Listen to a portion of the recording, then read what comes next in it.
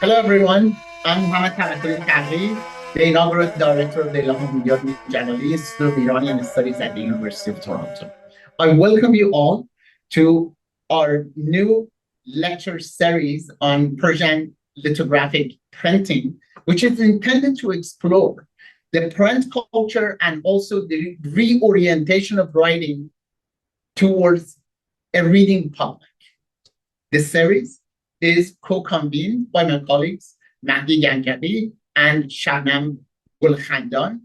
The series is also co-sponsored by the University of Toronto's Thomas Fisher Rare Book Library, the Canadian Society for Iranian and Persian Studies, Iranomag Quarterly Journal of Iranian Studies, the Iranian Studies Student Forum at the University of Toronto, Encyclopedia Iranica Foundation, and finally, the Roshan Cultural Heritage Foundation. Professor Nile Green of UCLA, a pioneer in the study of Persian printing, is our inaugural speaker for the series. Joining us from Tehran, Jealous, Professor Green will be speaking on Persian printing in comparative context. Before introducing Professor Green, I would like to express our collective gratitude to Canada's Indigenous people and acknowledge this land on which the University of Toronto operates for thousands of years. It has been the traditional land of the Huron-Wendat, the Seneca, and most recently, the Mississaugas of Credit River. Today, this meeting place continues to be the home to many Indigenous people from across Turtle Island, and we're grateful to have the opportunity to live, learn, and teach in their ancestral homeland. My colleague, Dr. Mahdi Gangabi, will be introducing Professor Green and will moderate today's session. Dr. Gangabi. Thank you so much, Dr. Tawakoli, for the introduction. And I also say hi to all those who have attended and look forward to our conversation today. Dr. Nile Green is a professor of history at UCLA with expertise in Islamic modernism. Professor Green is a historian of Islamic thought and practice with a particular emphasis on the encounters of Islam with modernity and the West. Green's books have explored the forms of Islam that evolved among the tribal societies of early modern Afghans to the intersection of religion and colonial service among the Muslim soldiers of the British Empire and the emergence of industrialized religious economies in the 19th century Indian Ocean, Atlantic, and Pacific arenas. His latest book, Empire's Son, Empire's Orphan, The Fantastical Lives of Iqbal and Idris Shah, published by Norton 2024, traces how Afghanistan became a place of projected fantasies across the 20th century. As Dr. Tawakoli also mentioned, we are very glad that this series starts with Dr. Green's talk. He's a pioneer in the field and has published several articles on Persian lithographic printing, focusing on its historical and cultural context. Just to mention two of them, one is Stones from Bavaria, Iranian lithography in its global context, which examines the introduction and adaptation of lithographic printing technology in Iran and discusses the broader implications of lithography in shaping Iranian print and culture and its connections with other regions, as well as his other contribution, Persian print and the Stanhope Revolution, industrialization, evangelicalism, and the birth of printing in early Qajar Iran, which also examines the introduction of modern printing technologies in Iran and highlights the intersection of industrialization, religious movements, and cultural transformations in shaping the Iranian printing industry. Throughout his insightful analysis, Green has illuminated the complex process of cultural transmission, adaptation, and vernacularization that define the Persian Edwards engagement with modernity.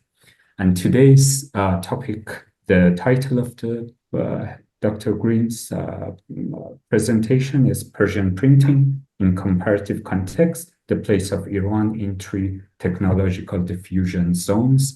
And it will be followed by Q&A, and I would suggest those who are interested to place their questions in the chat, and we can revisit them during the Q&A.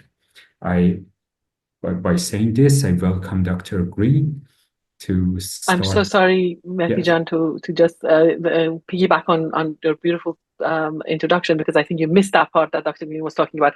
Dr. Green also recently launched a new podcast called Akbar's Chamber, Experts Talk Islam. Please do tune in. I think it would be fascinating. My apologies, I didn't want to cut you off. Please, Dr. Green. Thank you so much. Thank you so much. Dr. Green has done so much fabulous contributions that it's really hard even to summarize them. So having said that, I invite Dr. Green to start his presentation. Well, thank you so much for that generous introduction, Mahdi, Dr. Mahdi Ganjavi. My thanks also to Dr. Mohammed Tabakuli Tarihi. And as I was mentioning before, many of you joined in today, that are talking of pioneers in the field. It was really Dr. Tabakuli, who I think it's 30 or 31 years ago since he wrote a truly pioneering article about the Lucknow Persian and Urdu, and indeed Hindi and Sanskrit lithographic workshop of Munshi Nawaz Kishore. My thanks also to Dr. Shabnam Rahimi Gulkhandan as well for making everything possible today, for mentioning my podcast, which actually now I think launched, it's been going for 5 years now. So I have about 60 episodes looking at the cultural history of Muslims from every part of the world, with a strong, unsurprisingly, a strong sort of Persianate emphasis. Anyway, today I'm going to be talking about printing, but not only in a Persian context, or indeed not very much in a Persian context. As a world historian, I've always been very interested in trying to work out, well, the history of the spread of printing in the Islamic world is a history of connections between different parts of the world. And I've recently finished a long survey essay, drawing really on now not only my own contributions, such as they are, but the work of what is now a very large body of specialists working on the development of early, I'm simply calling it Muslim printing by either by Muslims for Muslims, or printing in some cases by European missionaries or colonial states for Muslims. So Arabic script printing, let's say broadly speaking, but not the history of Arabic script printing for the Arab Christians of the Middle East, which is a somewhat different topic in an earlier time period. So I'll be placing then today, I'm hoping today to form this sort of wider world historical context in which Iran has an unclear, actually, relationship, but that I hope at least to make clear today the unclearness, so to speak, of Iran's position in what I'm describing as 3 world historical zones of the transmission, or to use a vexed term in history of science and technology, 3 zones of the diffusion of print technology, or indeed print technologies, typography, then lithography, into different Muslim majority world regions. So I will now turn over to my PowerPoint,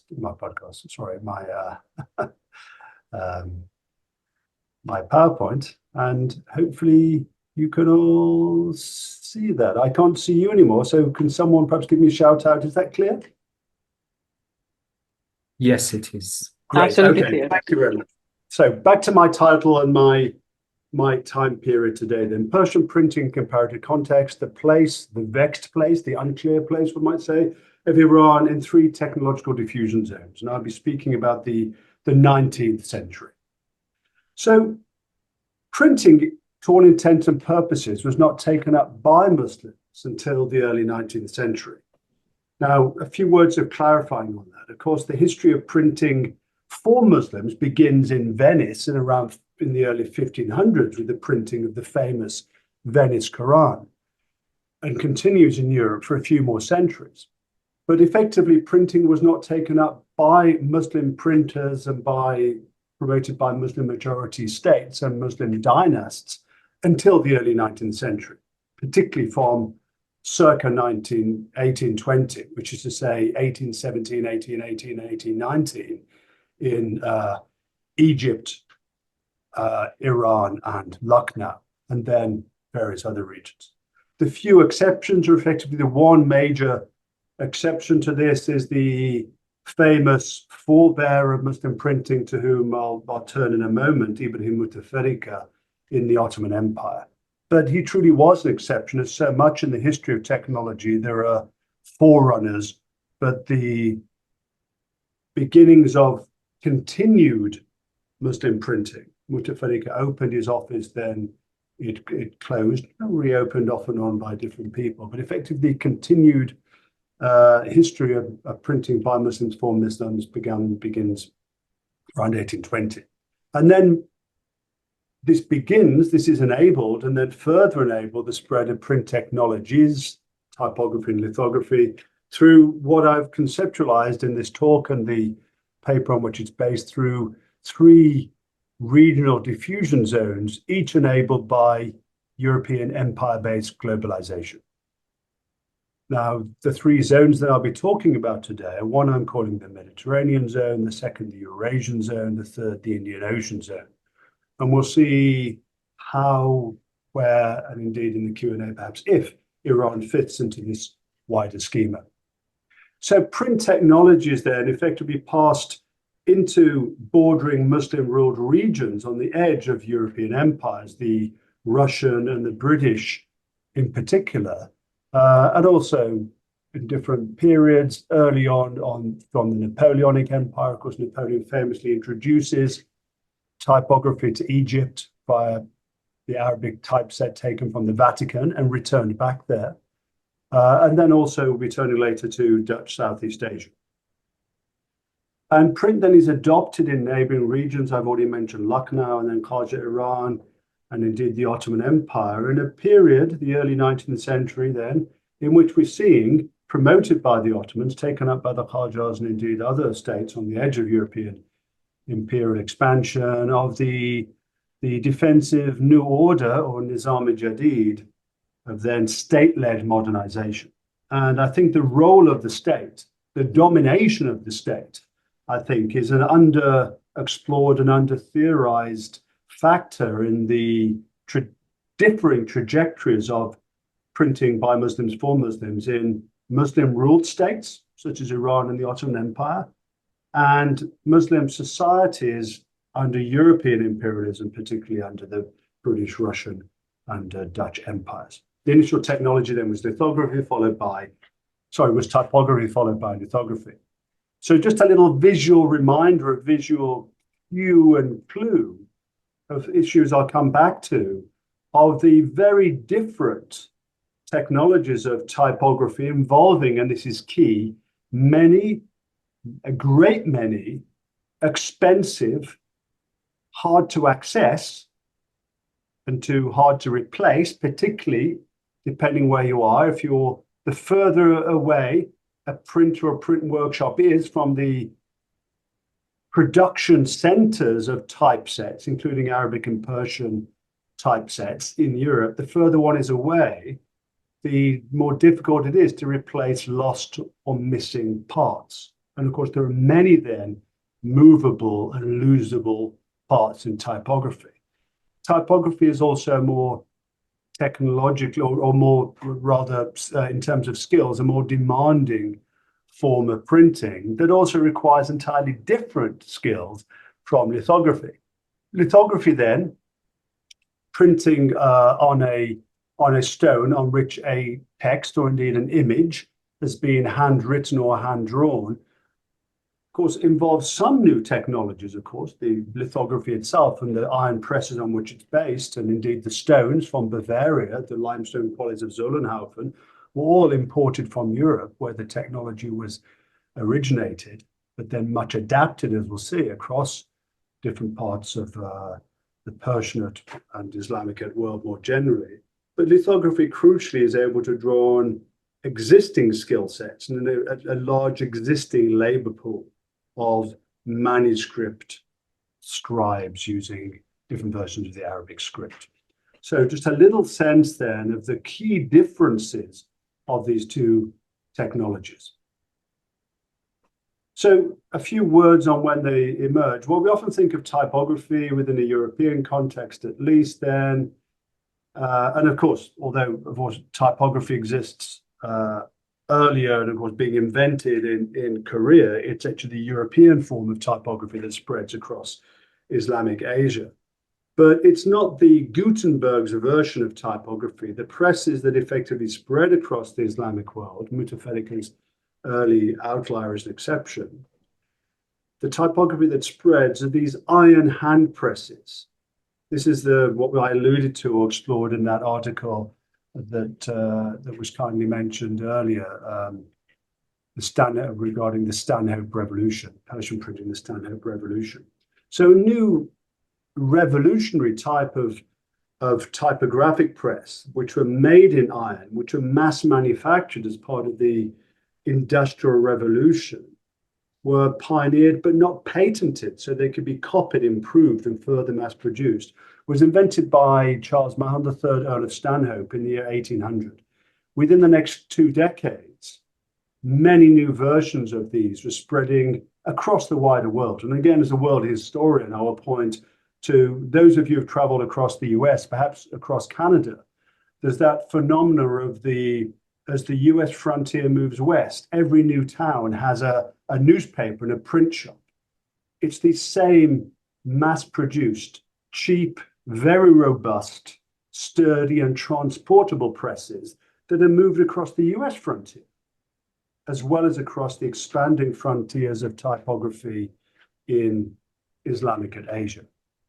Lithography then was invented by a rather different figure, the Central European Bohemian actor, comic actor, playwright Johann Alois Sennefelde in 1796. He originally termed his invention Steindruckerei, stone printing. It's then when it moved to Paris that it gains the name Lithography, and then the English name lithography, and of course later the Persian term Chapisangi as a precise calque translation. With his background as a comic actor, Sennefelde invents stone printing, lithography, Steindruckerei, to print music.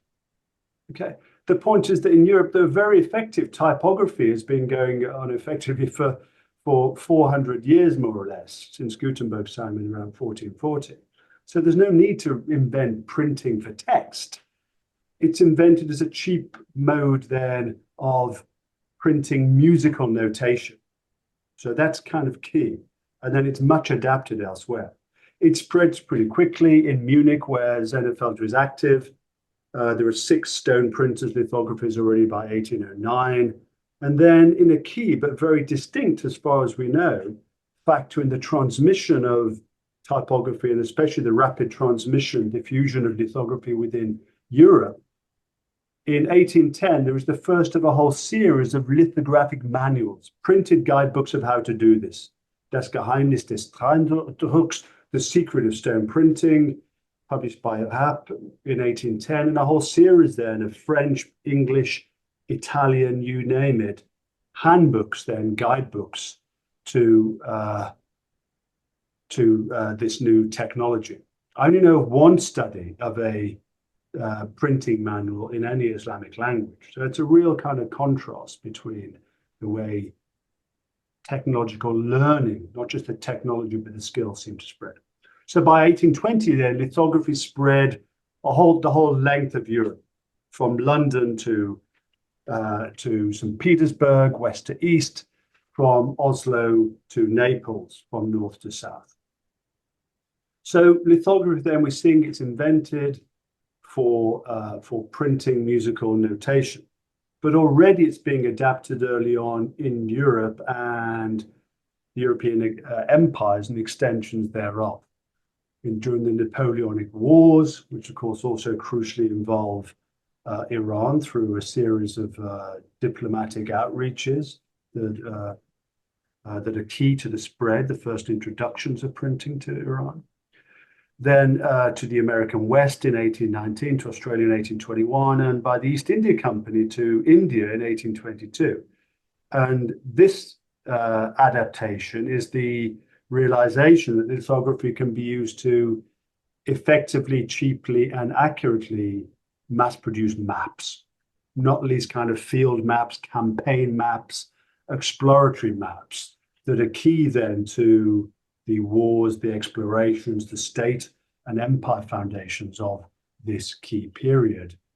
Just then on the brink of print spreading, typography then indeed very soon afterwards lithography into the Islamic world. So I'm now going to work through my 3 diffusion zones, then looking in each case to what we'll see the initial introduction of typography. And in one of the 3 zones, it's very substantial, it's effective replacement by lithography. But we'll see in 2 of the zones, the Mediterranean zone and the Eurasian zone, lithography does not replace typography. It's adopted, it's known about, but it doesn't become the dominant means of printing. And again, my scope here is the 19th century. In the 20th century, in most Muslim regions, with the exception of South Asia, which carries on with various versions of improved lithography, offset lithography, etc. In the 19th century, then, is the period I'm focusing on here. So I mentioned the first books published for Muslim readers by a Muslim printer then, or in the Ottoman Empire in 1729 with Ibrahim Mutafarrika. But he himself is what I called in one of my articles in IJMES about, I don't know, 10 or 12 years ago, maybe more now, a middleman. He's one of these, not just a technological middleman. He needs to become, as it were, a cultural, a linguistic middleman in order to be able to transfer not just a technology, but the skills to use that technology. And that is, again, someone who's from one of the borderlands that I'll be talking about quite a lot in this sort of world historical vision. Borderlands, of course, a big theme for world historians, even a cliche of world historians, but a very, I think, effective explanatory geographical device. So Mutafarrika then is a Hungarian Unitarian Christian then who converts to Islam, takes his name then, Ibrahim, and sets up his famous typographic press in Istanbul. It runs for a couple of decades and he publishes 17 works, including, this audience would be interested, I think, in a Turkish-Persian dictionary. But after the closure of his workshop, there are a few attempts to reopen it, but printing in the Ottoman Empire then only is effectively permanently reestablished, as in continues thereafter onwards, has a continued history in the early 19th century, again from around 1820. Turning to Egypt, the other major early printing center in the Mediterranean zone, the first sustained Muslim-controlled press then. So as I mentioned, Napoleon introduces Arabic type from the Vatican with his invasion in 1798 and prints a kind of one-sheet newspaper, a news sheet, and that press and type is taken back with the French retreat.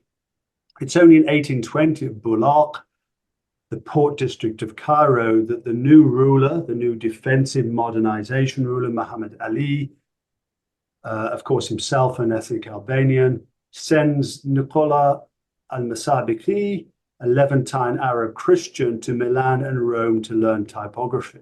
So again, we're seeing this role of the cultural, the religious, the linguistic, as well as the technological and geographical middleman. When al-Masabiki, who was called Niccolo in his Italian context then, because it's a recognizable Christian name in Italy, where of course Italian Catholic printers had printed the first ever books in Arabic, including the Arabic Quran and a long series of texts intended for the Arab Christians of the Levant. When Masabiki comes back, the first book that's printed on the Bulaq press when it opens in 1822 is an Italian-Arabic dictionary.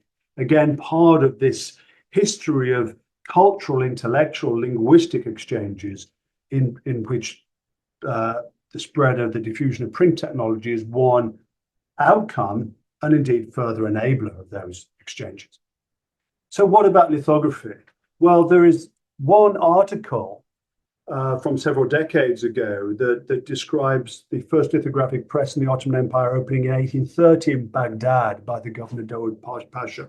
I've never seen any direct evidence of that myself, so I put it in a question mark. If anybody can inform me about that, that would be great.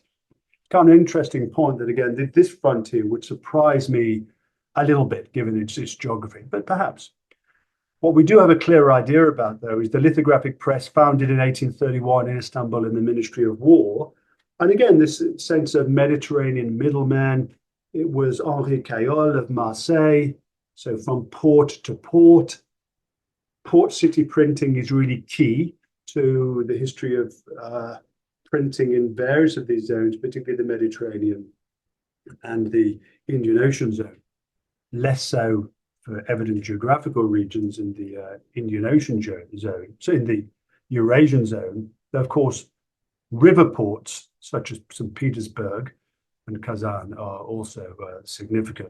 So still, returning to Istanbul, we have the founding of the first or maybe the second Ottoman lithographic press in 1831. And under Cayol at the Ministry of War, then around 50 Ottoman apprentices are trained, but various of these Ottomans, of course, like Mutafarrika beforehand, are from different parts of the empire, including, of course, parts of Europe. So the key figure there then, or the most successful of these apprentices, is a Croatian, Antoni Zelic, who goes on then to open one of the earliest, if not the earliest, commercial lithographic press in the Ottoman Empire. And again, I want to allude to this major factor, the distinction between state-sponsored, state-funded printing and printing for the market, which is dependent upon market forces and the economic factors thereof. Lithography is introduced to Egypt then. So again, we've seen these key dates: 1820 typography, a year or two either side of that, 1830 or a year or two either side of that for lithography. Lithography introduced to Egypt, again, state printing, and it's the medical school. Egypt has invested already heavily in typography of the Egyptian state. So lithography will only be used, as in Istanbul as well, as an addition to do illustrations for typographic textbooks, medical texts in the first case, and in the same year, military texts at the Matba'at Asatin in the arsenal, the military base in Alexandria. So nonetheless, although lithography is introduced, it's known about in the Egyptian, Ottoman, and Levantine context then in the Mediterranean zone, typography remains the overwhelmingly preferred mode of printing in Arabic script languages. The Mediterranean zone also, it's not confined to the Mediterranean. Remember, my zones are diffusion zones. They're not enclosed. This is the whole point. They're zones into which and within which diffusion happens, but also from which further diffusion happens. So it's from the Mediterranean zone that typography is exported to Arabia in the late 1800s. So the first printing press we have in the Arabian Peninsula then is founded by the Ottomans in 1877, again, as part of this push to make sure that the Ottomans can hold on to the Hijaz in particular, with the 1877 press and the Al-Miriya official Ottoman press founded in Mecca in 1883. So the Hijaz then, although it's not part of the Mediterranean, it becomes part of this Mediterranean zone of Ottoman typography. Yemen, there's an allusion to the other side. The reason I'm not referring to Yemen here, because Yemen is geographically, as well as in terms of technological diffusion, a part of the Indian Ocean zone. Because Yemen, of course, the coastal regions of Arabia on the Indian Ocean do indeed adopt a different state, not under, for the most of the period, not under Ottoman control, adopt lithography, part of the larger Indian Ocean pattern, which I'll turn to in a little while. The first Arabic press in Zanzibar then is introduced from Egypt by the reformist Sultan, again on the edge of German and then British imperial expansion, and it's brought back by Sultan Balkhash from Egypt The press is brought back there. He founds the Matbaa Sultaniya, so then the sultans, the royal, the state press. And then also more generally then other books by other East African intellectuals, ulama, are sent to be printed in Cairo. So Zanzibar, the major center of Islamic Arabic script printing in East Africa then, is effectively remains part of the Mediterranean diffusion zone. There's also the context then of Roman type for being introduced to Swahili as well. So there's a sense in various places, including the beginnings of printing of Iran, of competition and response and adaptation to Christian missionaries, and indeed of differentiation of the struggle to maintain Arabic script Swahili versus the promotion of Romanized Swahili through typography by missionaries in East Africa, Christian missionaries. So Arabia, or at least the Hijaz and East Africa, is extensions of the Mediterranean diffusion zone. So my second large zone then, which I'm calling the Eurasian zone. The Muslims of Eurasia then, the Muslims of the Volga-Ural basin, two large river basin, the basin of two large rivers then, and rivers then are river ports as key diffusion sites. Transoxiana, okay, there's a key river there as well, of course, but we're also talking about towns that are not necessarily river ports here. Caucasia, the Caucasus, and indeed Iran as part of, perhaps an extension and a borderland of the Eurasian zone. So here again, we're seeing this pattern of first the importing of typography, then lithography from European print centers, first into Russia itself as part of Russia's own modernization, Russia's brief period of imperial liberalization under Catherine the Great, the printing of the St. Petersburg Quran, under St. Catherine, and the beginnings of Arabic script, Arabic, and then Tatar typography in St. Petersburg under Catherine, particularly by the German emigre, Johann Karl Schnurr, and then the spread of typography beyond Petersburg, particularly to Kazan, which becomes the great intellectual and the great printing center of the Tatar Muslims of the Russian Empire. And anyone who knows anything about Russian imperial history will know that the Tatar intellectual life is just a truly huge part of Muslim intellectual history in the modern age. Tatar reformers, the so-called Jadids, the modernists. Tatars are printing journals, newspapers, textbooks, their own Sufi classics, their Muslim reformist classics, newspapers, you name it, in truly large numbers, and they're using typography. And then from these outposts then, first St. Petersburg, itself an outpost then of German typography and lithography, then Kazan, and then from Kazan southwards and then eastwards then into other parts of the Russian Empire and beyond. So as I pointed to, the rise of Tatar Turkic printing in Kazan then in central Eurasia, what's now of course the capital of the autonomous Republic of Tatarstan in the Russian Federation, we have a really, really early book printed by a Muslim there. So we have Mutafarrika, and then the earliest figure then, sorry, I've briefly forgotten his name then, so as I'm trying to bring him back to history, ironically, printed there in 1801 there by one of the Tatars then that are becoming very much part of the intellectual, indeed in some cases the bureaucratic fabric of the Russian Empire, particularly in that liberalizing moment under Tsar Paul I. So Eurasian Muslim typography, particularly Tatar and other Turkic language typography then, develops this very expansive print culture. The Kariman brothers of Kazan, to name just one commercial company, printing all kinds of materials.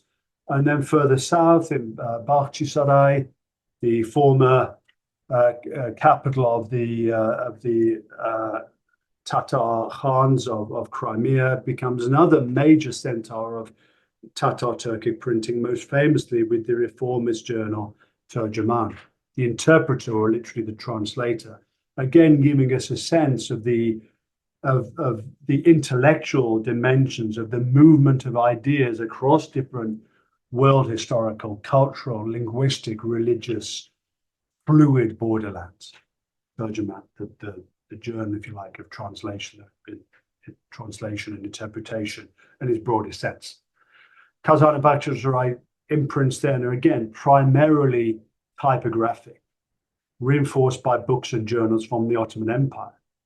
So particularly around the Black Sea, then the what I've called the Mediterranean Eurasian zones then interact. Typography, the technology spreads through two different zones of diffusion, but the diffusion of books is not confined to these diffusion zones. So remember, my diffusion zones are technological diffusion zones. The texts themselves move across these diffusion zones in interesting ways. And again, Iran is a very key case in that, as I'll come to later. So the Russian conquest then further introduced typography to the Caucasus and elsewhere. Tbilisi, Tiflis, of course, in Persian, becomes a very key transmission center for typography and lithography to Qajar, Iran, and subsequently then hosts, as many of you will know, a whole series of important exiled Qajar and indeed post-Qajar intellectuals and critics, reformists, modernists, etc., printing various journals and magazines in Tiflis and Tbilisi. And indeed, equipment is transferred there to Iran in the early 19th century. And further east then, with the Russian imperial conquests of Mawara and Nahr, of Transoxiana, from the 1860s and 70s, Turkic printing begins there. First of all in the Khanate of Khiva, then in Tashkent, then in Bukhara. Interestingly, there's a very fascinating chapter in my online edited book, chapter I didn't write, a chapter in my Persian and World book about the impact of the adoption of printing in Khiva in particular, with the consequential replacement of Persian and Persian literacy through the ability and through state-funded projects of the Khans of Khiva, then of the Russians, to print in the vernacular language of Turkic rather than the classical learned language of the ulama of Persian. Printing then, Turkic, typographic printing is adopted in Khiva, then in Tashkent, the Russian regional capital, and then Bukhara. And it's Tashkent that remains the key publishing house there. By the early 20th century, we have 80 publishing houses then in Russian Transoxiana. Most of them are commercial presses. Such figures then, we have some details and from various scholars. A Turkic merchant then, Esenbay Ogli, buys a press from a Russian printer, sends up his press in Tashkent. It's subsequently very successful.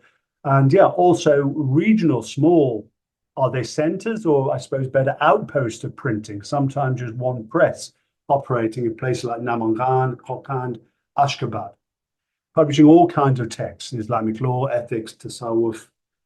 And what we're having here then, sorry, to correct myself, here is an interesting case when, although the original importation through the Russian state had been of typography, it's actually lithography that then is adopted in a pattern we'll see elsewhere by small-scale commercial printers.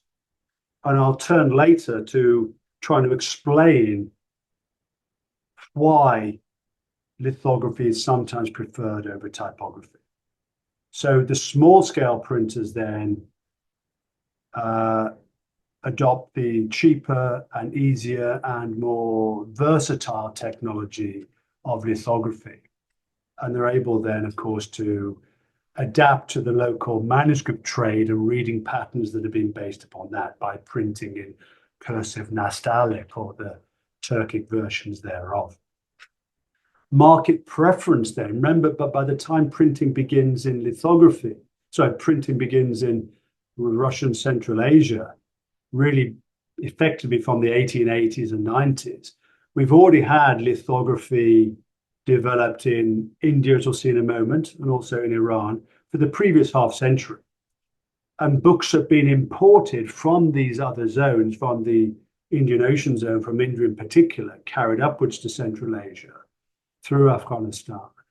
So a reading taste, preference, recognizability, familiarity of lithographic books had already been developed through imported books by the time local print entrepreneurs try to enter the book market and print books that are in that sense then imitating these imports. So what of Persia?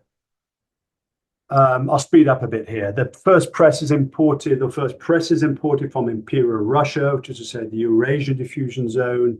The first letterpress carried over the Caucasus mountain frontier to Tabriz then, that borderland of Azerbaijan, becoming Iran's cradle of printing. The first press there in 1817, the first text then reflecting these interactions was the Risale Jihadiyya, the book of legal rulings legalizing jihad against the expanding Russian Empire, a text of interaction then, albeit military interaction. The diffusion of typography comes across Iran from Russia, from the Caucasus, from Tabriz then, reaching Tehran and Shiraz. Then Crown Prince Abbas Mirza, from his base in Tabriz in Azerbaijan, sends his court artist Al-Verdi to study lithography in Tbilisi. So again, the original intention being to use lithography for artistic purposes. We know that Abbas Mirza had been exposed already to various European, Russian, British lithographic portraits and landscape drawings that have been printed by lithography. So that seems to be being his original design. But it's in Iran itself that other figures, not least Mirza Saleh Shirazi, who had already spent time in London, and by this point, by 1829 and 30, been in Moscow and St. Petersburg. Then the first lithographic text printed in Iran then, that we know of then, is a Quran published in 1832 in Tehran, with this lithographic press that Mirza Saleh had brought back from Moscow, having earlier brought back an iron hand press, a small portable stanno press from London in 1819. So again, we're having the key role of the state, of government officials, as in the Mediterranean zone, as in indeed in the Russian zone, the Eurasian zone too. It's state-sponsored printing to begin with, before we have the development and the lesser development in Iran than in South Asia of commercial printing. So Mirza Saleh himself, another key middleman, learning typography in London by working on an Arabic Bible for the British and Foreign Bible Society. And it's through that then he seems to realize the value of printing, transferring that idea, that adaptation for the Muslim scripture. So the Quran printed, the typographic Quran printed in 1826, and then the lithographic Quran 6 years later. These are the first Qurans to be printed in a Muslim world state. So we have the Venice Quran 300 years earlier, but Quran's being printed in a Muslim world state. This is again a kind of pioneering development. So, but by 1850, thereabouts, lithography has replaced typography as the primary mode of Muslim printing, at least in Persia, or at least Persian printing. So, a somewhat different story for Syriac, etc., perhaps. And of course, this becomes calligraphic text, Nastaliq text with illustrations that the non-literate could enjoy as well. So turning to the Indian Ocean zone, here we have then typography introduced by the East India Company and by missionaries, British, American, and indeed in the pioneering cases, Danish and German missionaries in Tranquebar in southeastern India, where typography in the 18th century then is introduced in the second half, and particularly the last couple of decades of the 18th century for Tamil, and then within the context of Calcutta, the capital of the East India Company, for Bengali, for Urdu or Hindustani, as it's called, for Sanskrit, and then indeed also for Arabic, Persian, and Marathi. It's worth noting that the first ever printed edition of the Alf Layla wa Layla, the Arabian Nights, is printed in Calcutta, not anywhere in the Arabic Middle East. Also, of course, a large amount of Persian printing there too. Marathi printing and many other languages printed by typography, by the East India Company and by missionaries. Books issued by Muslims themselves, it's hard to pin down the early evidence. So there are references in the literature. There are texts cited that I found in catalogues, including one from 1815 by a very interesting middleman, whom I've written about to some degree. But I haven't been able to find the initial original text. So, but sometime around 1815, 1820, maybe as late as 1825, but I think 1815 to 20, we have Muslim printers adopting typography, managing to buy what are thereby then second-hand typesets, because as the capital of the East India Company, the company state printing more and more text and refining typography, the missionaries are doing that then.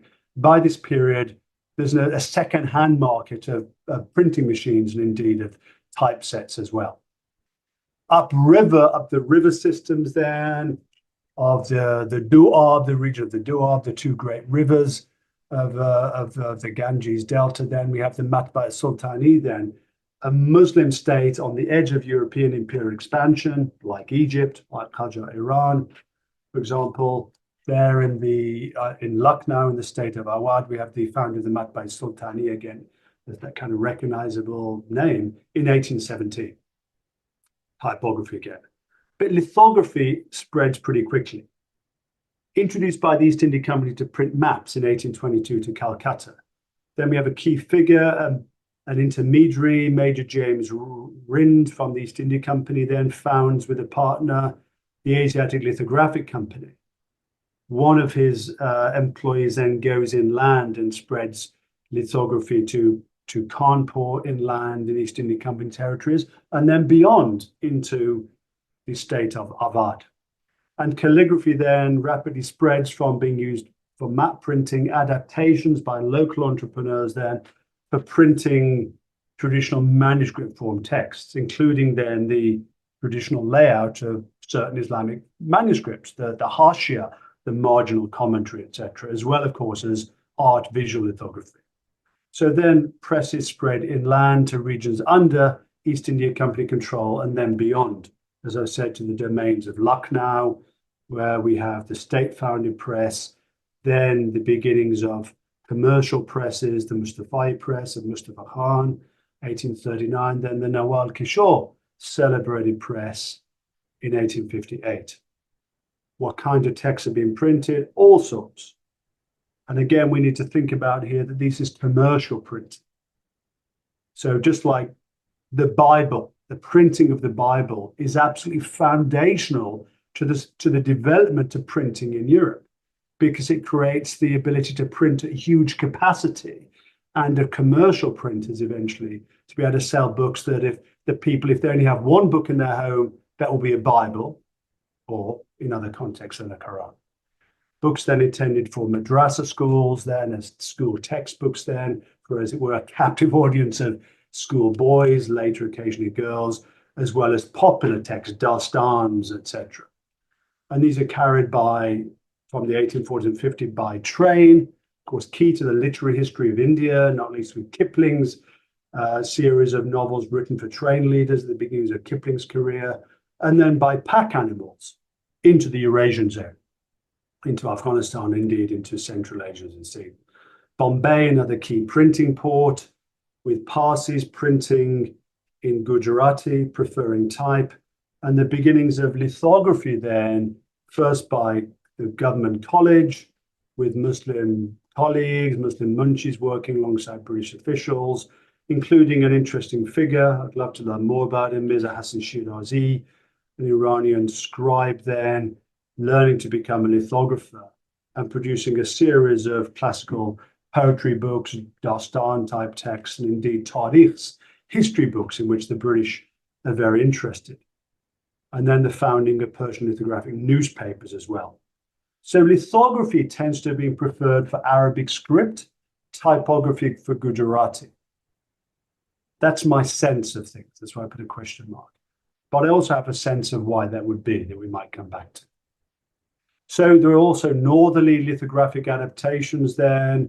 Lithography spreads from Calcutta in the east and Bombay in the west, northwards, as well as southwards, and adopted by a range of entrepreneurs for a range of purposes, including the later development of color lithography, chromolithography, for printing devotional posters. Again, the things that everyone might want in their home, even if they're not literate.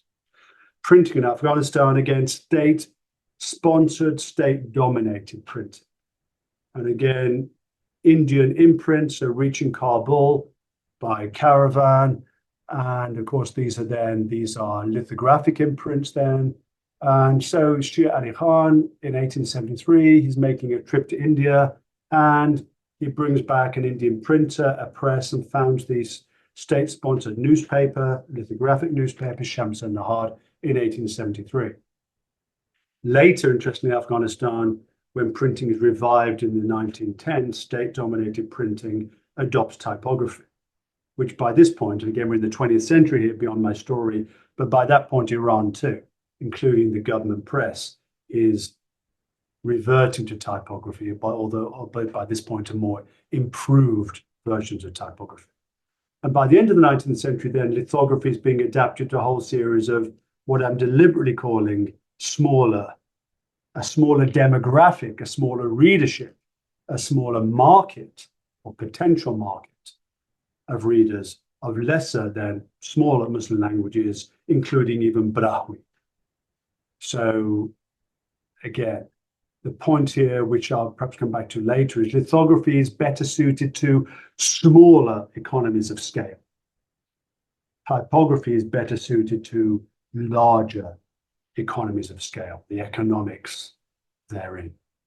Southerly adaptations, well, typography is introduced by the Heinrich Ostindische Company, the Dutch East India Company, to Ceylon in 1734. There's one press there, it doesn't do a great deal. Printing's expanded with the arrival of British missionaries after the British takeover of Ceylon in 1796. And typography, again, the economy of scale, typography is used for the Sinhala language of the majority community, the majority demographic, a big language in that sense.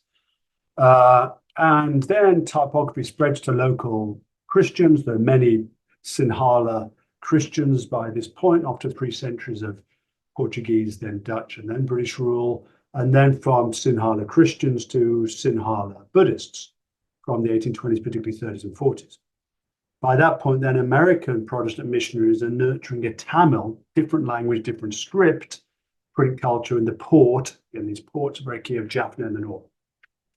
Lithography, again, this similar timeline, introduced to Ceylon for map making in the early 1800s by the British East India Company, and then really by the Baptist Mission Press in Colombo, another port city, 1844. The adaptation of printing of lithography by a local entrepreneur is interesting. Again, these small languages, small economies of scale. The Muslims are a minority, and a minority community within that Muslim minority community of Ceylon, of Sri Lanka, are the Sri Lankan or the Ceylonese Malays. And it's one of these Lanka Malays, Baba Unus Saldin, who uses lithography, better suited to these smaller economies of scale. Alamat Langapuri, news from Lanka Island, which is not only the first Malay language imprint on Lanka, it's the first Malay language written in Arabic script, Jawi, as it's called, Arabic script Malay, the first Malay language newspaper printed anywhere. So remarkable. And lithography then spread somewhat among the Moors, the larger, albeit perhaps 9% of the island's overall community, but a larger group of Muslims, the Tamil-speaking Moors, with the founding of the Tamil journal Muslim Nisan, Muslim Friend, in the latter part of the 19th century. Lithography further spreads then across this Indian Ocean zone. We've looked at India, we've looked at Ceylon, Sri Lanka, now to Southeast Asia. Lithography is introduced by London Mission Society missionaries. Famously, their secretary, the middleman, Munshi Abdullah, is the key middleman of print technology in Southeast Asia. And from from the early outpost in Malacca, what's today Malaysia, printing spreads to Ipoh, also the Malay Peninsula, then to Sumatra, into Dutch Southeast Asia, and local entrepreneurs, again, particularly using lithography, such as this very early lithographic Iran, 1848, very early in Southeast Asia, especially by an entrepreneur, Mohammed Azhari of Palembang. Singapore becomes a key regional center for typography for some languages and for lithography for other languages, other ranges of languages for Muslims and others. So lithography, then we have typography used by the state, by the Dutch East India Company, the Landdrukkerij, the government press in Java, for even small languages then, like Sundanese. But again, small languages, as in South Asia, elsewhere in the Indian Ocean zone, small languages with, they're somewhat different scripts, the many different versions of the Arabic script. Persian, and the Persian alphabet, of course, is one of only many different modifications, different versions, expansions of the Arabic script. And these modified scripts then, such as Jawi for Malay or Pegon for languages like Javanese, Sundanese, Maduris, then Muslim local entrepreneurs then adapt lithography for these smaller languages in Southeast Asia, including even Bugis, even smaller languages. So I wanted to bring in then in my last section, I realize I'm up to 50 minutes, so we'll carry on this in the Q&A. Why? So now having given this sort of mapped out the landscape, these three zones of printing, I want to ask, why did lithography substantially replace typography in some regions, particularly the Indian Ocean zone, and to some extent in Iran, or indeed in Iran, but not in other regions? So why is it that when in each region, both technologies are available in each of these zones, two of the zones say we're going to stick with typography. One zone and one region between zones, say the Indian Ocean zone and Iran, between the Eurasian and Indian Ocean zones, decide to replace typography with lithography. Well, my arguments are in short form versatility. That typography involved the adoption of a technology used for Europeans for printing text, including Arabic texts, Persian texts, Urdu, Hindustani texts already. But the Muslim use of lithography involved far greater adaptation of a technology initially used for printing music and then maps. And then it's different individual Muslim entrepreneurs that realize, hey, we can use this for all of our different scripts. Remember, including the Tamil script. The Tamil-speaking Muslims use the Tamil script as well as also Arabu Tamil, a distinct version of Arabic script used for Tamil. And as well as, of course, of illustrations, the book illustration, which is a key part of the Persianate and larger Islamic world of the book. So printing then is, lithography is adapted, and indeed is inherently more easily adaptable, and adaptable at low cost. So these different scripts used by Muslims, the many versions of the Arabic script, but also entirely different scripts, such as Tamil, used by Tamil reading Muslims, and indeed languages, even rarer languages, such as Divehi, the script of the Maldives, which is actually made up of Arabic numerals and Brahmi numerals derived from Sanskrit. The simplicity of rapidity in which these adaptations can be made make it easier for lithographers, including sort of one-man shop, solo lithographic entrepreneurs, could issue text more easily, more quickly, and as we'll see in a moment, more cheaply. The familiarity, the recognizability of lithographic texts, again, particularly in regions that were first exposed to lithography, such as Central Asia within the Eurasian zone. And of course, lithography could be more elegant than type, particularly the early versions of type that were available in the first decades of the first half of the 19th century.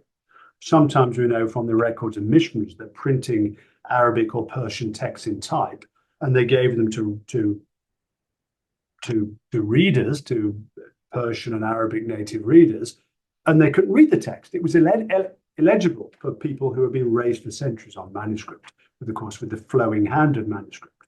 Remember that typography has to be set on the straight line of a compositor's stick, whereas manuscript texts, of course, have always been written on the flowing, if you like, on a series of diagonal flows of the flowing hand. You can reproduce that by lithography easily, but typography has to be on the straight line.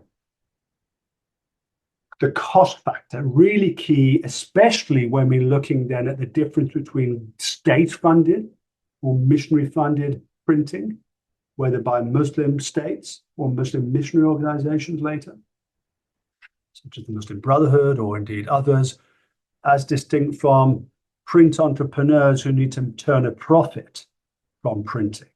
So effectively then, lithography needs much less capital, much less money invested than it is to buy expensive typesets, let alone expensive typesets for different languages and scripts.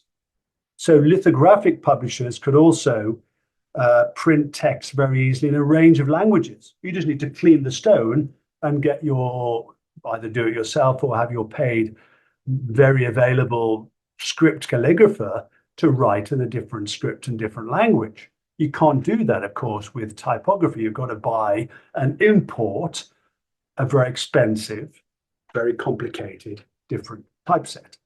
And of course, lithographic publishers could also produce appealing, market-appealing illustrated texts as well, which of course have previously been the preserve of the wealthy in the Islamic world. There are fewer technological barriers. There's less need for imported replacement parts or materials. We just need these stones, which are by the mid-19th century, attempts have been made to source those stones within India, rather than only having to import them from Bavaria, from the limestone quarries of Zolenhaupt. And so consequently, lithography has less need for specialist skills and for more people involved, typesetters, etc. Unlike trained typesetters, lithographic publishers had a pre-existing labor pool of manuscript scribes. They could draw on skills and a labor pool that had existed for centuries. They also, potentially, an argument first put forward by the late C.S. Bailey, avoided opposition of professional scribes. They didn't have trade unions, but nonetheless, maybe something was going on there on the supply side of the labor market. And yet, lithography never replaced typography in the Mediterranean zone. The Mediterranean, and why? Well, the Mediterranean Muslim printing / port cities all had easy access to Italy, France, and Austria-Hungary. Consequently, they had an easy supply of machinery, parts, employees, and training. Remember when I was talking about the Mediterranean zone? So remember the machines, the typesets, the employees, and indeed the training all happened by machines and people just getting on the boat from Alexandria to Italy, etc., etc. Which brings me then to the final factor that I want to bring up, the geography of languages and scripts, particularly the demography, the population density of particular languages and scripts. So in short, my argument here then is the economic viability of commercial printing, which again makes printing, there are far more printing houses in some regions, the Indian Ocean Zone, India, as distinct from state publishing. The economic viability of commercial publishing boils down to literacy, the number of literate people who are in a particular zone, in a particular region, a market. So the number of literate people in a particular language and script then determines then the potential market for books and therefore their financial viability. Now in the Mediterranean, the demography, the population density is such that you have a large sort of reachable, a large, dense, reasonable, reachable population of readers of Arabic and Ottoman Turkish, two languages, two adaptations of the same script. So typography can be used then here because of the larger economies of scale that make it worthwhile for printers to invest in type, because they only need to buy one or at most two typesets, and then they can reach very large markets, very large readerships. In Eurasia, again, with the same factors, typography is dominant because you have this huge literate market of readers of Tatar Turkish that make it worthwhile to support costly investments in type. Then, and again, the Mediterranean Eurasian zones are adjacent to Russian Empire and indeed the empires and printing suppliers of Europe. By contrast, lithography's greatest success is in the multilingual and multi-script Indian Ocean zone. India, Ceylon, Southeast Asia then have many small markets of small languages. Readers then, markets of readers literate in many different languages and scripts. So by contrast with the typographic zones then, instead of having to purchase a different typeset for every script and language, the same cheap limestone slabs could be wiped down, scraped down clean to use any language and script. It's simple and quick for printers, for market printers, to switch between languages. Look at even this really tiny little printing house of Baba Unis Saldin on Ceylon. He's printing in Malay, Tamil, and Divehi. 3 different languages, 3 different scripts. Indeed, 4 different scripts because Tamil is written in 2 different scripts. So unlike typography, lithography makes small print runs for small languages still cost effective. And another factor, the geography here, the Indian Ocean zone is very distant from the European suppliers of typesets. The versatility of lithography then is a key factor. So in confusion there, hopefully not in confusion, in conclusion, Freudian slip there, we're seeing that diffusion is actually a really rather complex process that unfolds differently in these diverse contexts, in these 3 zones and the different regions within these zones that I've described. And diffusion is not just this straightforward, boring, old-fashioned concept of technological history, but it's actually very interesting because it always needs, particularly in the case of lithography, the human agency of adaptation to make it work for different purposes. So what I've tried to do here is provide a sketch, a big picture summary to encourage specialists to explore the varieties of print diffusion and, of course, which we'll turn to now in the Q&A, the particular and indeed the peculiar place of Iran, 19th century Qajar Persia, within these larger processes and these zones within which Iran is a border land between 2 or indeed the 3 zones I've described. Thank you so much for listening to my hour-long presentation there, and I hope you're not too exhausted to give me some questions. Thank you. Thank you so much, Professor Green, for this very rich, detailed presentation full of many regional and global pieces of history that I'm pretty sure many of us have enjoyed and learned and can relate in a variety of ways. So for the Q&A section, we encourage people to either write their questions through the public chat. Already I can see a couple of questions, or else you can, if you feel fine, you can open the mic and ask your questions. I will start with bringing up the question that Dr. Momin has written in the public chat. He has asked, was gelatin printing, gelligraph, just a variant of lithography, or did it have a different origin and distribution? You know, I don't know, and I'll, I don't know if I'll gladly confess, but I will confess, I don't know what gelatin printing is. Perhaps you can tell me, but it sounds like it's something that's from after 1900, I'm thinking. So I'm really sort of looking at the 19th century, you know, kind of one of the things that I will say, at least that's something I can say and try to say briefly, is that, you know, when we talk about printing, we even talk about typography and lithography, these are technologies that change a lot, particularly change a lot in the 19th century and change even more rapidly in the 20th century. So, you know, it might be that just in terms, you know, there's offset lithography and all sorts of other types of lithography that emerged in the later 19th and then particularly spread into Asia in the 20th century. But yeah, maybe gelatin lithography is some kind of form of that. but I've never come across it in the 19th century context. Thanks, Dr. Green. Just to mention, Mr. Tavallaei, that your message is kind of has broken. Maybe some pieces of it has not been posted. So if you want to continue what you were intending to mention. There are two comments, one about the success stories, one by Mr. Parhami. One of the success stories is how Persian and Arabic calligraphers adopted the script to typographic technology, leading to highly legible and at times beautiful typeset text. Yes, this wasn't enough to overcome the advantages of lithography. And also David has made this comment that some scripts, including Roman and Nagri, don't lend themselves to lithography. Bilingual texts with Urdu and Roman came out in typographic rather than lithography. Then there is a question about anything that you want to add, Dr. Green, about printing in Afghanistan in particular.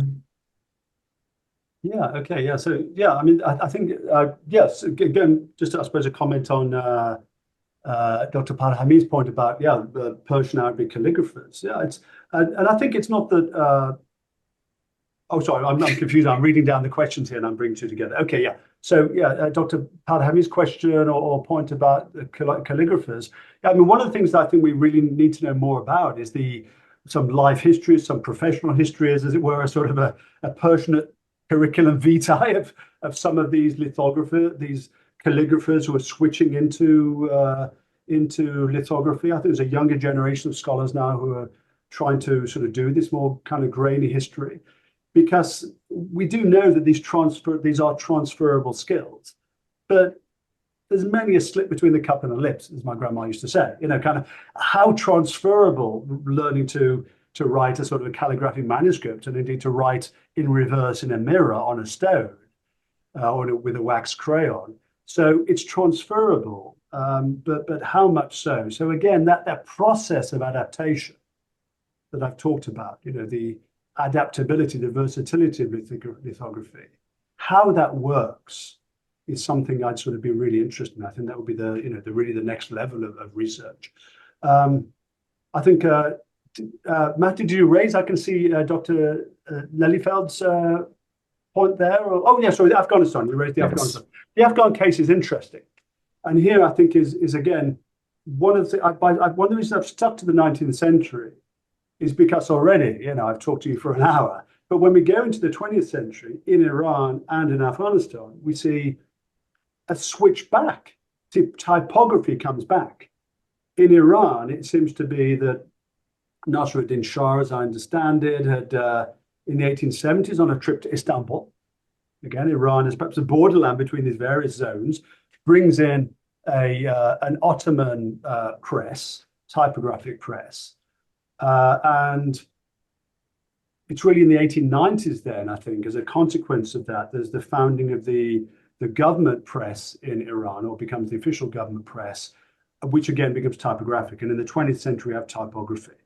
So my sense of, and that happens in Afghanistan too, early lithography, that first phase I talked about, the 1870s and 80s, printing effectively stops. It's re-brought back by the government press in the 1880s, actually, I have it, I guess that's true with Abdurrahman Khan, and then the 1900s. And then it's typography. And I think what we're seeing in both cases are two things. One, that type itself has improved. Another thing then is that there's a larger market of available typesets to be able to get these better versions of type. But there's also, again, the crucial thing of the distinction I made between state printing or printing by large organizations, missionary, or alluding to Professor Lelyfeld's point about the Aligarh, the Anglo-Mohammedan College, it becomes Aligarh Muslim University, printing in typography, where the states or large non-profit seeking organizations, education institutions, missionary organizations then that have alternative sources of funding, these can rely on typography for two reasons. State presses, because, well, they're drawing on other people's money. They're drawing on that tax base or whatever it is. to be able to fund printing, that they in turn try to produce books. Government press in Iran and in Kabul are trying to print books on a large scale in the state official language, a big language, Persian in both cases. So it's interesting that printing in Afghanistan is in Afghanistan's big language, Persian, not Pashto, not in Uzbek or Baluchi, let alone the many Pamiri and mountain Hindu Kush languages of Afghanistan. It's in the big language by the state that doesn't need profit. Similarly in Iran, we have many different languages in Iran, but it's in the language of states, and particularly by the language, by the state, that typography is brought together. So economies of scale with big languages by non-profit seeking government presses, or occasionally, let's say in the case of Elahé in India, by an education institution that isn't reliant upon selling its books, doesn't have to respond to the marketplace and turn over a profit. And again, I mean, Elahé is another interesting case too with Urdu, although Urdu in many cases stays with lithography for a range of reasons, even offset lithography in the 20th century. There's some very interesting work done by a younger scholar whose name I last forgot. Oh, I hope he is listening, and I hope he's not. I don't know what the response to that should be, but very interesting work done about the revival of typography for Urdu as well, and the links between type and modernity, and trying to create a shift. And we're doing modern books now, not those dastans and hikayats that you had in lithography. So there's a kind of an ideology as well by, I think, the 1900s with the return to type. An ideology that I think, again, is, as a world historian, is linked to the Ottomans, the late Ottomans, the Young Turks, who have long favored, of course, typography. But those are the kind of the points of imitation, particularly for Afghans. And indeed, we have Turkish printers coming to Afghanistan, particularly in the 1900s, to revive typography there. Yeah, so there are these various kind of factors then, particularly between Afghanistan and Iran, and the cases of typography for Urdu in South Asia. I'll try to keep my next answer shorter. Yeah, thanks, Dr. Green. Next question is by Azra Kandahari, and it relates to your other fabulous contribution, the love of strangers. Still, as if I may, first move to the questions which relate to our topic today, and then ask Azra themselves to open their mic and ask their questions. Mr. Tavalli has asked, my question concerns the possibility of access to a list of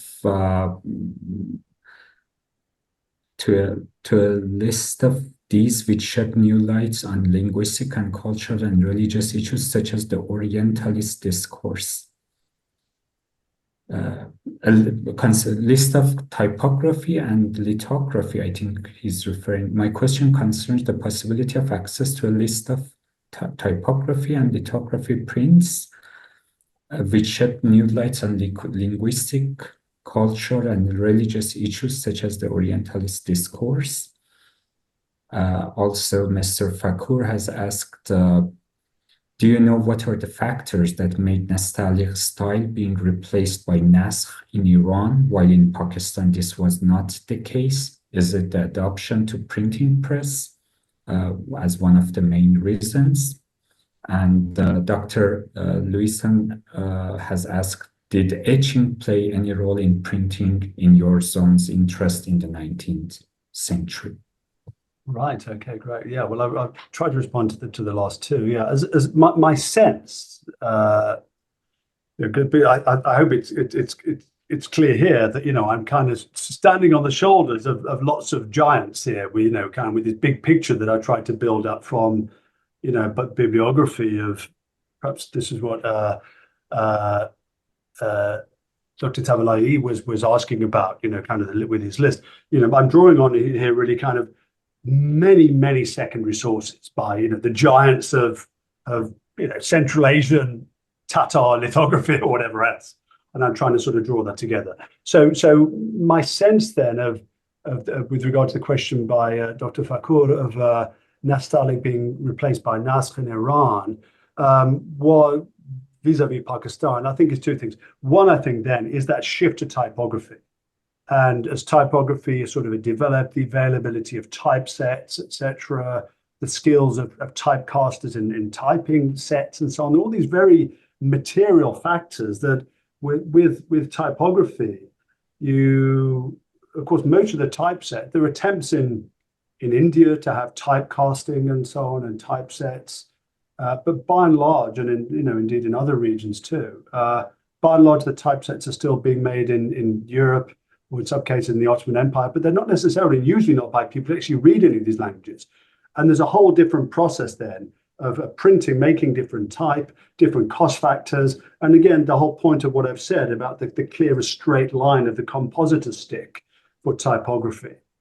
So I think all of these factors then play into when Naskh then becomes the language then of modern typography in Iran. It's part of then, as I understand it, my sense then is that this is bringing back typography, and Naskh then, particularly from the larger typographic zone of the Mediterranean, where Naskh has been used for Arabic and Ottoman Turkish printing, then this is what's kind of going on here. I think part of that continuum.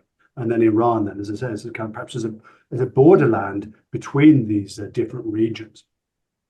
Again, Iran is a borderland, just to pick up on that, because what we've had in Iran is the bringing in of the technologies through the Eurasian zone. So I would place, and indeed I did in the talk, as you might have noted, I placed Iran in the Eurasian diffusion zone, because it's a diffusion zone of technology. That's where the presses come from in the 19th century, as far as we were aware, whether mostly from Russia, Caucasus, from London, in the case of Mir-Djalali, for example. But nonetheless, that's the diffusion of the technologies. Books are being imported from the larger Indian Ocean zone, which has preferred lithography. So Iran has this kind of, in a sense, this sort of two-way, that books and maybe tastes are being shaped in the 19th century through books being imported from the south, from the Indian Ocean, through Bushehr and so on. But the printing technologies, including lithography, being brought up from the north. So you have this kind of, tastes maybe being shaped by older Nastaliq manuscripts and Nastaliq printed books being imported, but then the actual technologies are being, through this diffusion zone coming from the north. The question, Dr. Lewison's question about etching, did etching play any role in printing in my zones in the 19th century? Printing by Muslims, not that I know of, and I'd be fascinated by that. I'm kind of interested in the history of etching. If I look around my room here, I've got all sorts of imprints by various Indian, Muslim, different figures, but no etchings. And of course, etchings have a really kind of key role in printing. My sense is that my guess would be here, just thinking aloud, is that the usefulness of etching, whether for maps or particular illustrations, of course, by the time printing is taken up in the Islamic world, let's say, among the peoples and places I'm talking about, lithography is already available. So why would you bother with another technology of etching as well, in which you're going to have, kind of different materials, a stylus instead of a wax crayon for lithography, a copper plate or copper zinc plate or something instead as well, or instead as your stone. So that would be my explanation.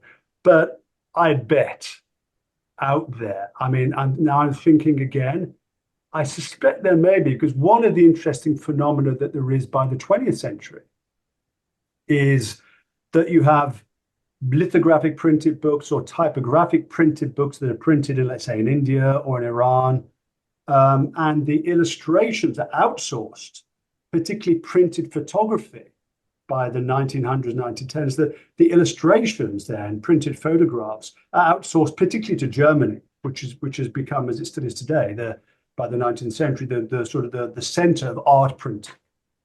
So it might well be that, and I hope someone, the many expert listeners out there, it might well be that there are cases of early, maybe Mediterranean, Arabic or Turkish type printed books, in which maybe there was some outsourcing, for example, maybe. or maybe some in-house Ottoman, I don't know, kind of Greek Greek etcher who, you know, kind of use that then, because yeah, kind of books.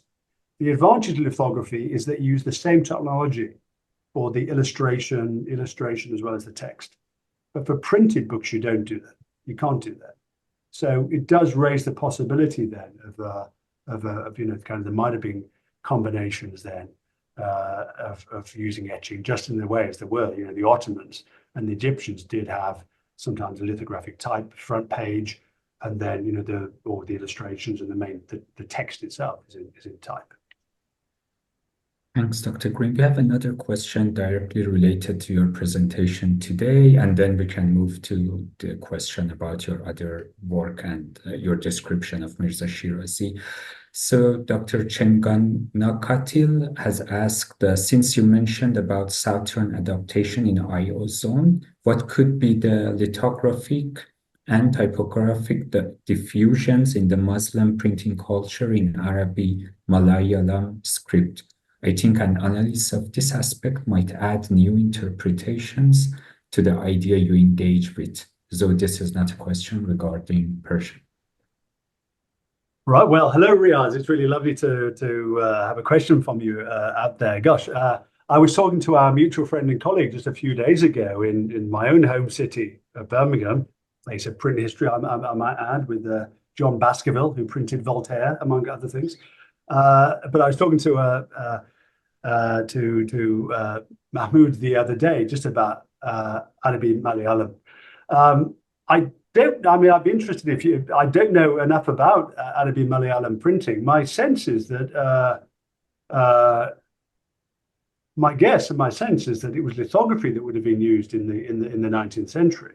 I'd be really rather surprised if there was typographic Arabic Malayalam, given the, you know, the need for, you know, kind of a distinctive adaptation of the Arabic script. But, you know, kind of I may be wrong there, and I'd be interested to know. Yeah, but yeah, I mean, Riaz, do you have any insight you could sort of send us in return, and then perhaps I can think about that based on the fact? I mean, what I've tried to do here in this talk is collect the sort of the data from many specialists, and then try to build up an interpretive bigger picture from that. And maybe we can have another question if there is one. Yes, and I think he's perhaps next question. I now invite Dr. Azra Kandaharian if they may to open their mic and ask their questions. If they prefer that I read their question, I can do that as well. Hello, this is Azra Kandaharian. Thank you very much for hosting this, and a special thanks to Professor Green for the wonderful presentation. My question is basically about your other book, The Love of Strangers, What Six Muslim Students Learn in Jane Austen, London, and the interesting middleman Mirza Saleh Shirazi. I guess that is the same guy that you mentioned in that book. And because I have done a couple of research on post-colonialism, your work offer a unique reading in colonial literature, because you say that he was West toxified before the term West toxification exists. And of course, you're aware of the fact that even ancient literature right now is analyzed through post-colonial lens, let alone the time of Jane Austen. So your view toward Mr. Saleh's fascination with the West doesn't fall into the colonial stereotype of West lover, nationalist, although you're aware of the fact that these sentiments did exist back then. So would you please elaborate on this intricate view? Is it related to his being a middleman that he traveled a lot? Is it because of his special outlook to the word? Thank you very much. Sorry if my question was a little bit lengthy. No, it wasn't at all, and I'll try not to make my answer lengthy in return. Well, thank you for your interest in that book. It's a book that's very dear to my heart as well, and I'm happy to say it was translated into Farsi a couple of years ago as well. Yeah, so I actually don't say that Mirza Saleh was West Oxified. I don't think he was a Habzadeh, and here's why. Those hard dichotomous categories of, let's say, kind of West and East, and particularly as they take sort of shape in the kind of the later 19th century and indeed in the 20th century or in 21st. It's not to today. We talk about the West, but no one talks about the East anymore. No West without the dichotomous other part is kind of meaningless. But and my point in sort of saying that is, as a historian, and among other things, as the odd day of the week as an intellectual historian, and that I'm very interested in the history of concept, the history of ideas, and the history. I'm actually very interested in the history of geographical categories as well. A more recent book I wrote was called How Asia Found Herself. And in that, I was very interested about how people in what we would now say in Asia, how they discover, oh, there's this word Asya that comes from, ancient Greek through being translated into Chinese, into Japanese, or not translated, just taken, adopted into these languages. And then what happens when different peoples writing, whether in Iran, in India, in Japan or China, start to say, well, apparently we're part of this bigger place called Asia. So now we have to think of ourselves as related to these other Asians and more related to these other Asians than to people from this other continent called Europe. But, these are developments of, as a historian, I would say, of the history of particular concepts and their impact upon particular people who become aware of and who adopt these particular concepts, these particular words in particular times and places. So within that sort of, that's my rationale, my methodology there. And let's say with Mirza Saleh, he doesn't, of course, as you pointed out, he's long before the invention of the term, the concept and the word of Habzadagi. And he's also operating in a period when there isn't this sort of dichotomous usage of an East and West, not particularly in Persian. Of course, there are older concepts, of course, more religious concepts that are there. But there's also, within his own background of Qajar Iran at that time, him coming from Shiraz, he's traveled around Iran extensively with Persian-speaking Britons who have spent, in the case of Volga-Ural, spent several decades in Iran.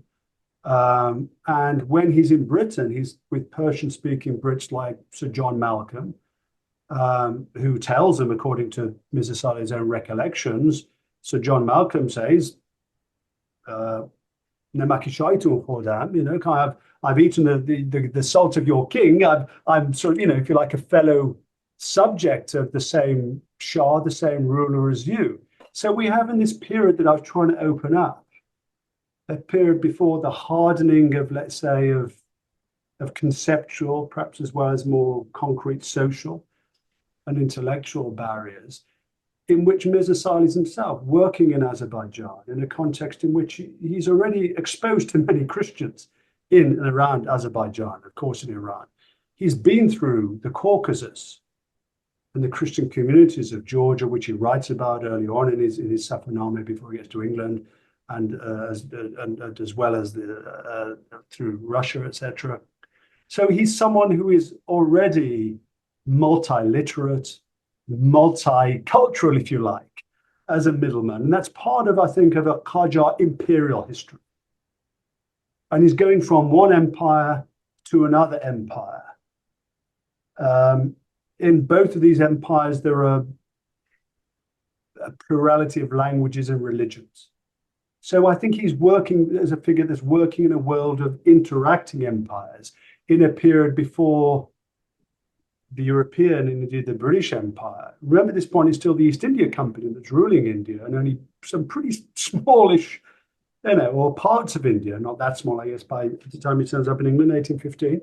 But still, it's a world of empires that he's moving between. And I think as a historian, that's a world of interacting empires and of figures such as Mirza Saleh and Ghor-Uzli and Sir John, as he becomes, John Malcolm, who are themselves kind of cultural middlemen, just like Mirza Saleh. And Mirza Saleh becomes a diplomat, rather like for part of their careers, Ghor-Uzli and John Malcolm had been as well. So that's kind of my methodology and my kind of sense of the world and the world of interaction, an interacting world of empires in which Mir-Djalali is taking place. Sorry if that answer was a little long, but thank you for your interest in that book. Thank you so much. At this point, we are approaching the end of this presentation. If there is any remaining question, you can raise your hand and ask. Otherwise, I just have to thank Dr. Green for this wonderful, rich presentation, all his intellectual generosity to share these with us, and pass this to Dr. Tawakkoli for the final remarks. Thank you, Dr. Ganjavi and Shabnam Gulkhandan. Professor Green, this was a masterful presentation, globally situated discussion of printing press in Iran and beyond. Really outstanding. Thank you very much. And we look forward to seeing more work along these lines, and with final question of from typography to lithography and the return. It raises a lot of really interesting questions. One of the questions that I have been thinking for some time is that maybe the literati or the scribal class in Iran, in India, were more powerful, and their power enabled them to do the shift from typography to lithography, where scribal writing becomes really important. It raises also a question about the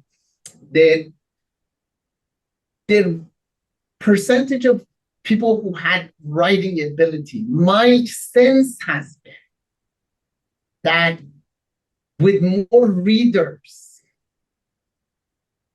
there would have been a preference for lithography rather than typography.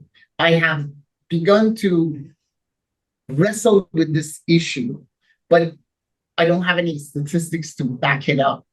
So thank you very much again for the fascinating, masterful presentation, and we look forward to seeing you in Toronto in the near future.